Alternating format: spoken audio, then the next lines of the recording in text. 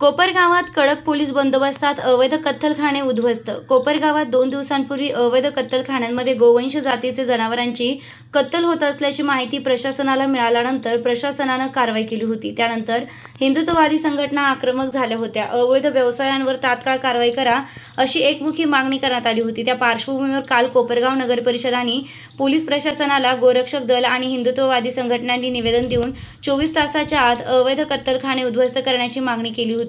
त्याची गंभीर दखल कोपरगाव नगर परिषद व पोलीस प्रशासनाने घेतली। त्यानंतर गुरुवार 20 जून रोजी कोपरगाव शहरातील आयशा कॉलनी परिसरातील अवैध कत्तलखान्यांवरती कडक मोठ्या पोलीस बंदोबस्तात नगरपालिकेने 2 जेसीबी मशीन, 4 ट्रॅक्टर व मोठ्या प्रमाणावर कर्मचारी यांना बरोबर घेऊन या परिसरात असलेले पत्रा शेड व ज्या ठिकाणी गोमाता काटवनात ठेवण्यात येत होत्या त्या ठिकाणी असलेल्या वेड्या बाभळी व पत्रा शेड काढण्यात आलं।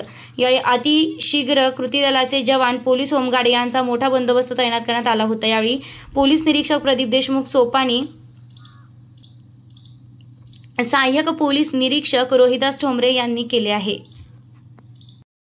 या ठिकाणी सुभाषनगर परिसरामध्ये जे अनाधिकृत पत्र्याचे शेड आहेत त्या अनाधिकृत पत्र्याच्या शेडवरती नगर परिषदेमार्फत अतिक्रमण निष्कासित करण्याची कार्यवाही सुरू आहे। किती एकूण अवैध कत्तलखाने उद्ध्वस्त केलेले आहे? किती कर्मचाऱ्यांचा ताफा या ठिकाणी आलेला आहे? त्या ठिकाणी नगर परिषदेनं 20 कर्मचारी, 2 जेसीबी, 2 ट्रॅक्टर आणि इतर सर्व अधिकारी या ठिकाणी स्पॉटवरती उपस्थित आहेत कार्यवाहीसाठी। जागा मालकांना अतिक्रमण काढून घेण्याविषयी, अनाधिकृत जे बांधकाम आहे ते काढून घेण्याविषयी 24 तासाची नोटीस दिली होती। त्यांनी काढून न घेतल्यामुळे आपण अतिक्रमण पथकामार्फत कारवाई सुरू केलेली आहे।